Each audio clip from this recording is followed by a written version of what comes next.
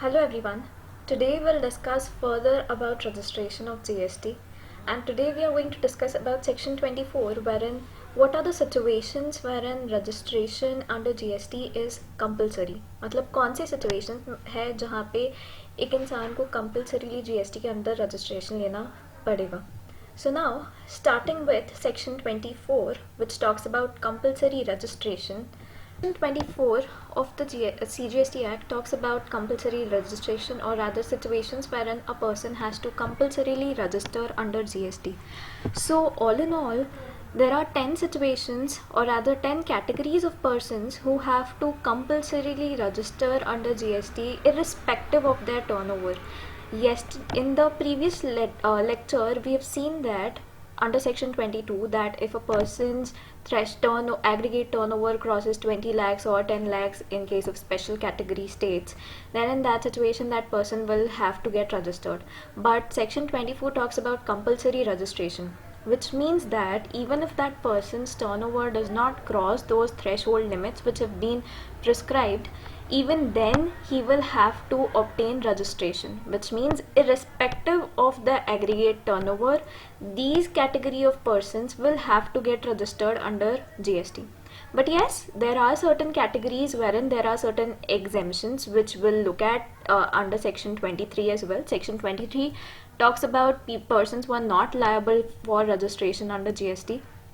But before we go to section 23, let's look at what are the categories of persons who have to actually obtain, or rather compulsorily or mandatorily obtain registration under GST. So the first situation wherein a person has to compulsorily obtain registration under GST is in case of interstate supplies, which means if a person is indulging in any interstate taxable supplies, then that person has to mandatorily obtain registration under GST.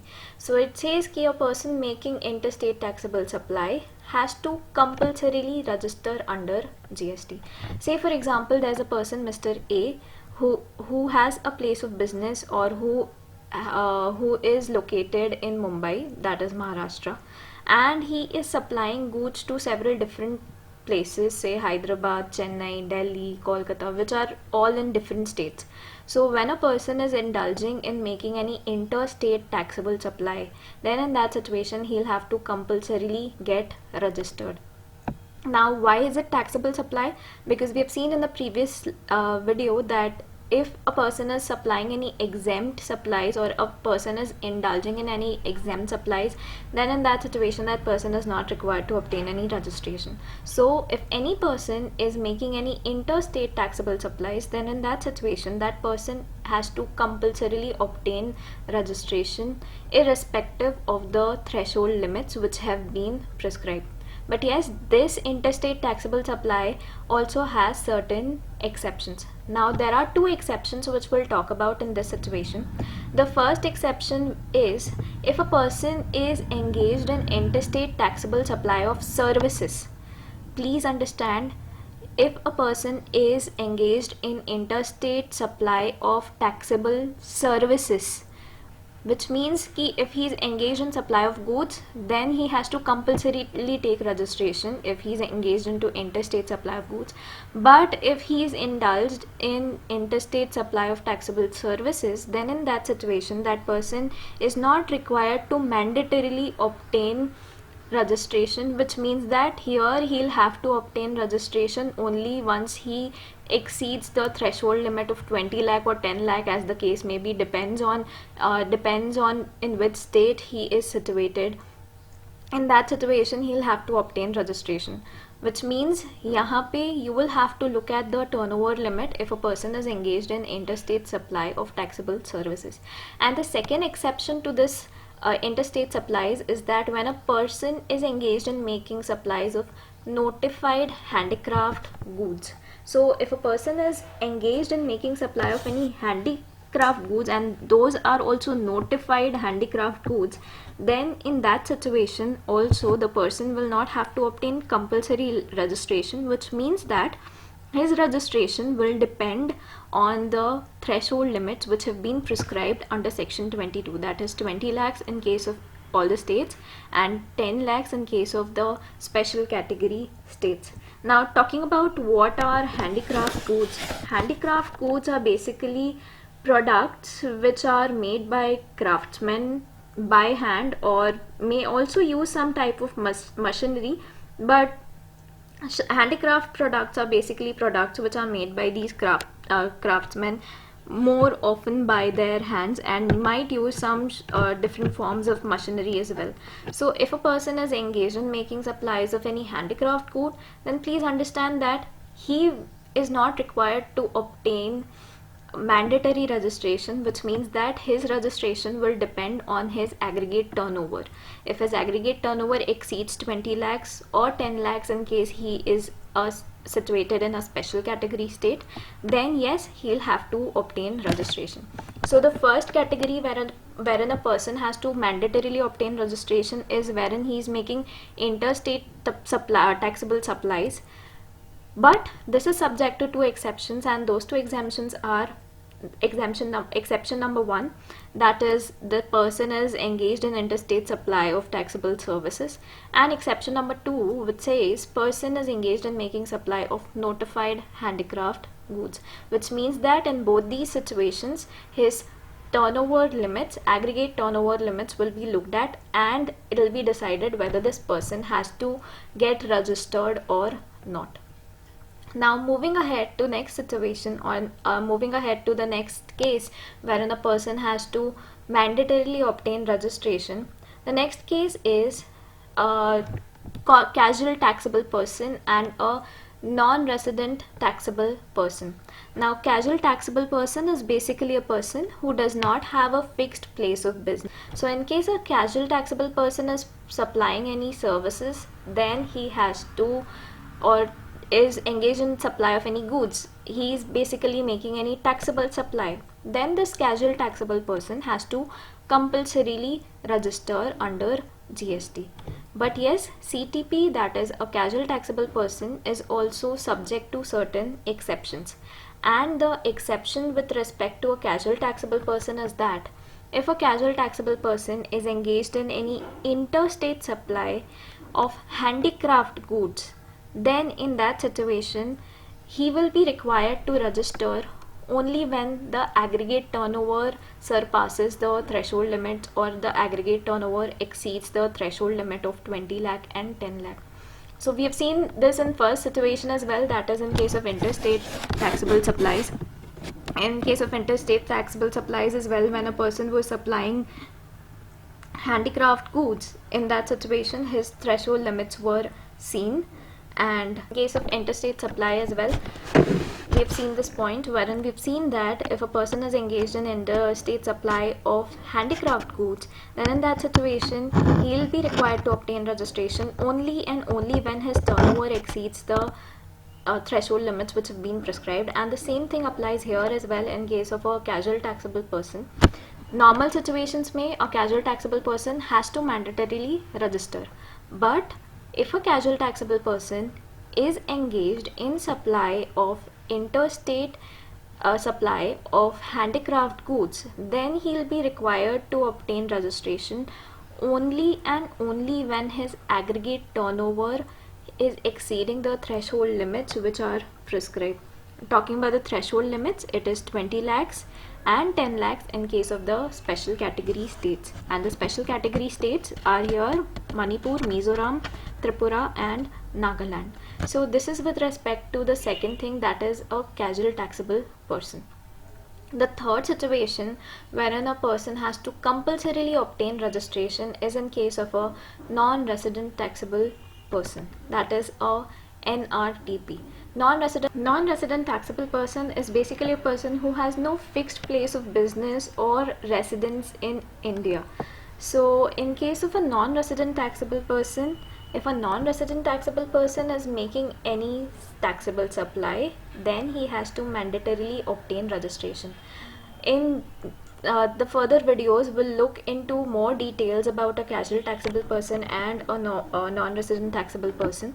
For now, just understand that whether a person is a casual taxable person or whether a person is a non-resident taxable person, in both the situation the person has to obtain registration under GST, mandatorily obtain registration under GST. Yes, casual taxable person is subject to an exception, and that exception is that he has to obtain registration mandatorily, but when he is engaged in making interstate supply of handicraft goods, then in that situation he'll have to obtain registration only and only when his turnover exceeds the threshold limits which have been prescribed as per section 22. Now moving ahead, the next situation wherein a person has to mandatorily obtain registration is in case of reverse charge. Now talking about reverse charge basically means that wherein the recipient of service or the recipient of good has to pay tax and not the supplier. So we've already looked at, or we have already seen situations which are covered under reverse charge. So talking about reverse charge, in case of reverse charge, it is the person who is receiving the service or the person who is receiving the goods. He is the person who has to make the payment of tax to the government as well. So in case any person is receiving services or he is receiving any goods under reverse charge, then that recipient, he has to compulsorily get registered under GST, which means that a person who is liable to pay tax under reverse charge, then that person has to mandatorily register under GST. He is required to compulsorily get registered under GST. We are not talking about the supplier here, we are talking about the recipient, because in case of reverse charge, when the tax is levied on reverse charge basis, it is the recipient of service who pays tax and not the supplier of service or the supplier of good who is paying tax. So in this situation it says that a person who is liable to pay tax under reverse charge, which means the recipient, the person who has to pay tax under reverse charge, that person also has to obtain registration under GST. And apart from this, if you just look at one point, if there's a person who is exclusively engaged in supplying services on which tax are to be paid on reverse charge basis, which means that say there's a person Mr. A and Mr. A is supplying services wherein tax has to be paid under reverse charge only. Say for example Mr. A is supplying services, legal services. He's an advocate and he's supplying legal services to a business entity. So now in this situation, Mr. A does not have to pay tax on the services which he's providing, and the other person will have to pay tax under reverse charge on the services which are provided by Mr. A. So if there's a person who is exclusively engaged in supply of services or supply of goods which are charged on reverse charge basis only, or rather on which tax is levied only on reverse charge basis, then in that situation that person may not obtain any registration. Which means if a person is exclusively engaged in providing services or supplies wherein the tax has to be paid on reverse charge basis, then in that situation this person will not have to obtain registration under GST. So that was with respect to the fourth category, that was reverse charge. Now moving ahead to the next situation, and the next situation is a situation of a tax deductor. Now under section 51 of the CGST Act, talks about tax to be deducted at source. So if a person is required to deduct tax under section 51, then he has to mandatorily obtain registration under GST, which means if a person is a tax deductor, he has to deduct tax under section 51, तो mandatorily उसको registration obtain करना पड़ेगा. He has no other option. Talking about the next point, the next point talks about a situation wherein agent is rendering services on behalf of the principal, or if some other person is supplying goods or providing services or supplying goods as well as services on behalf of any other taxable persons, which means agency relationship है या फिर कोई और someone else acting on behalf of some other person of a taxable person, then in that situation that agent will also have to obtain registration under GST. Has to compulsorily obtain registration under GST. So if a person is engaged in making any taxable supply of goods or services, or both goods and services, and he is making this supply on behalf of any other taxable person, then in that situation he has to mandatorily obtain registration under GST.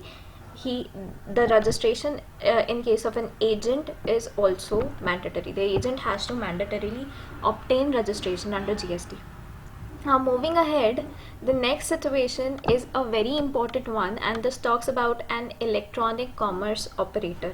So electronic commerce operator, if I just take an example, could be Uber, Ola. They are online portals wherein the supplier contacts to this portal, the recipient also contacts to this portal, and then these are the people who provide the services. So basically क्या होता है electronic commerce operator में, if you remember section 9 subsection 5, this talks about reverse charge mechanism in case of an ECO, जो बोलता है कि if an ECO is engaged in providing some notified services, then in that situation tax has to be paid on reverse charge basis, जिसका मतलब है ECO will have to pay tax in a case of those notified services. मतलब जो भी services notify की हुई है, in that situation the supplier will not have to pay tax, but the electronic commerce operator will pay tax under on reverse charge basis.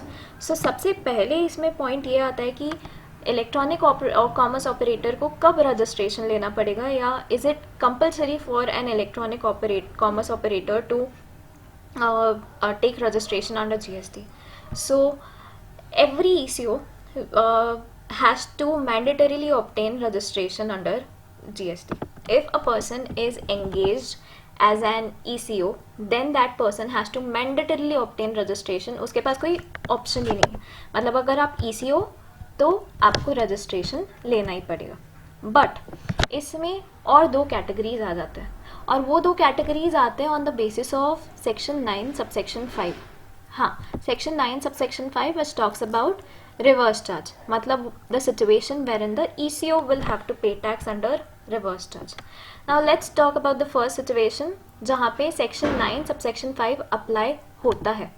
Now when I से section 9 subsection 5 applies in that situation, I mean that this electronic commerce operator is engaged in providing the notified service, and the notified service is transportation of passengers.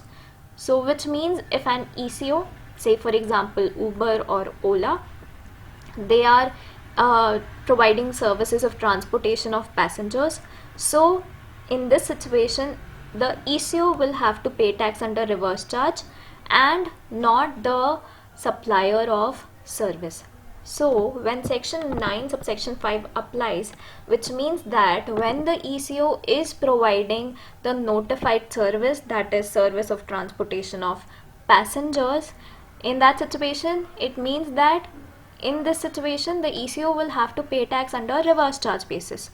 So if this condition is satisfied, then in that situation कोई question ही नहीं आएगा, ECO has to mandatorily obtain registration under the act. But there could be a situation wherein the ECO is not engaged in providing the notified services. मतलब the ECO is not Uber or Ola, and the ECO is say Oyo Rooms या फिर Amazon या फिर Flipkart. So in that situation क्या होगा? In that situation the ECO will not pay tax under reverse charge, but it will be the supplier who will pay tax, that reverse charge is not applicable.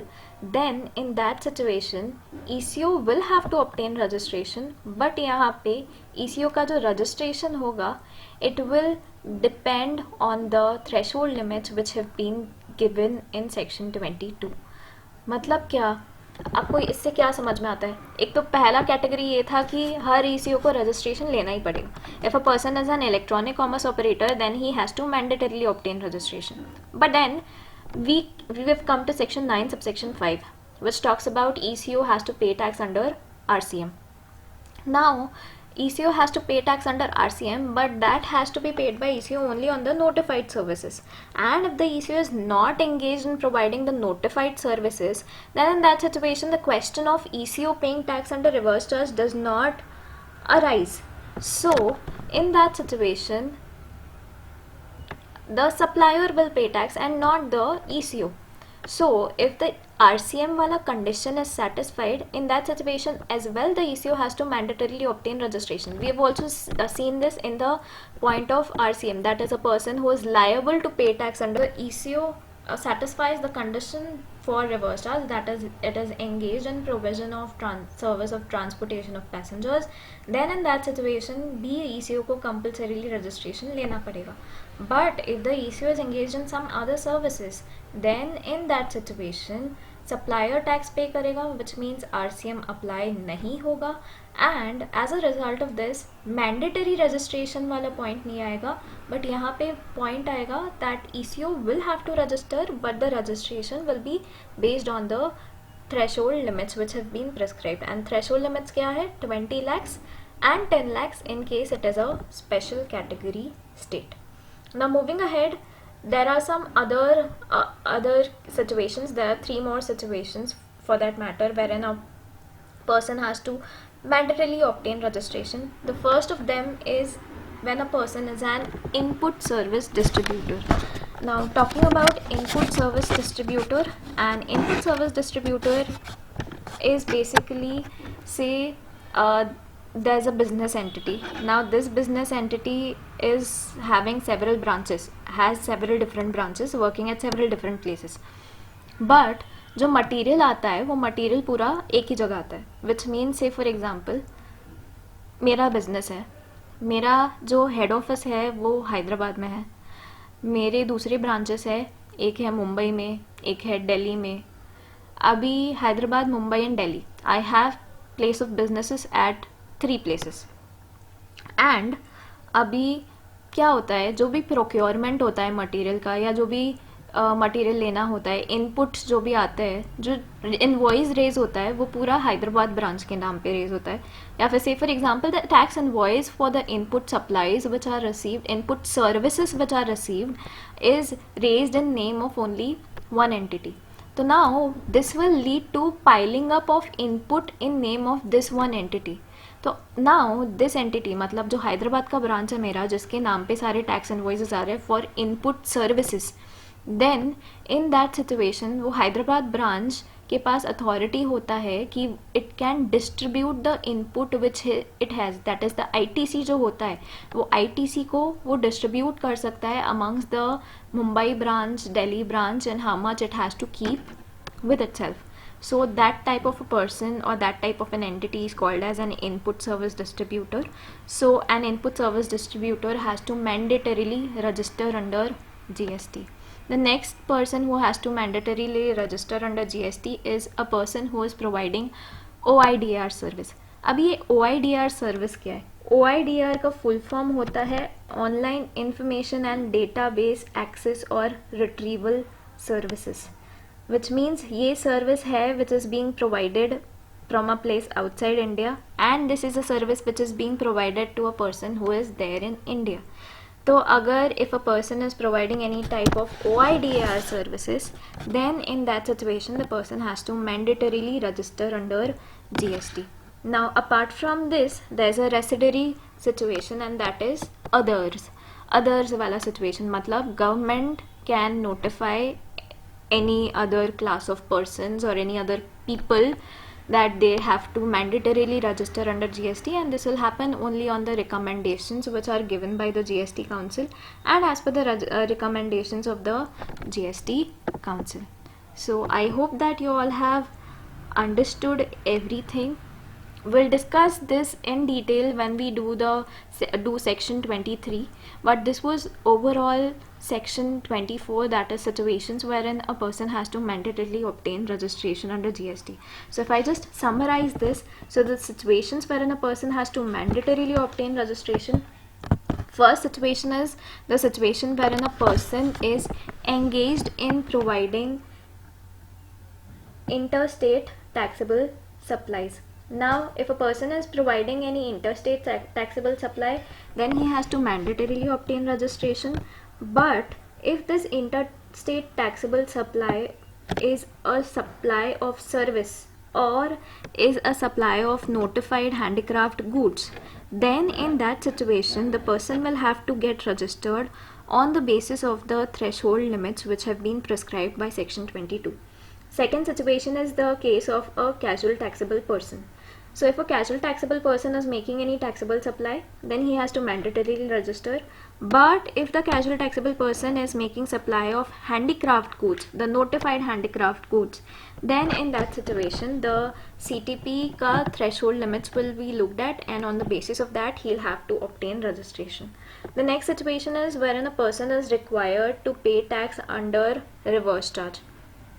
So if a person is liable to pay tax under reverse charge, that is the recipient of goods or services, then he has to obtain registration. But if a person is exclusively making supplies, that is if a person is a supplier and this supplier is making exclusive supplies on which tax has to be paid only and only on reverse charge basis, then that person need not obtain registration. Next situation is in case of a non-resident taxable person, he has to mandatorily obtain registration.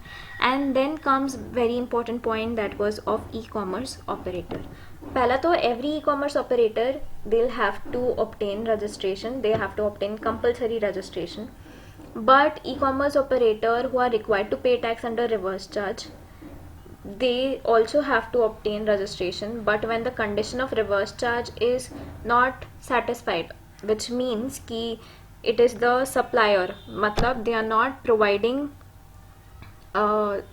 notified services, that is they are not providing services of transportation of passengers, then in that situation कौन पे करेगा tax? Supplier tax पे करेगा. So because the supplier is paying tax, then in that situation ECO will be required to register only when the threshold limits have been satisfied. The next situation is wherein a person has to deduct tax under section 51 of the Act. Apart from this, if a person is acting as an agent, if a person is engaged in making supplies, taxable supplies on behalf of any other taxable person, then in that situation that person also has to get registered. An input service distributor has to register. A person who is providing OIDR services from outside India, he also has to obtain registration. And apart from all these category of people, any other person may be notified by the government as per the recommendations which they obtain from the GST Council. So this was all with respect to section 24, that is situations wherein compulsory registration is required. In the next video we'll discuss about section 23, that is situation wherein a person is not liable for registration, and section 25. Till then, keep studying, keep revising, and stay safe. Thank you.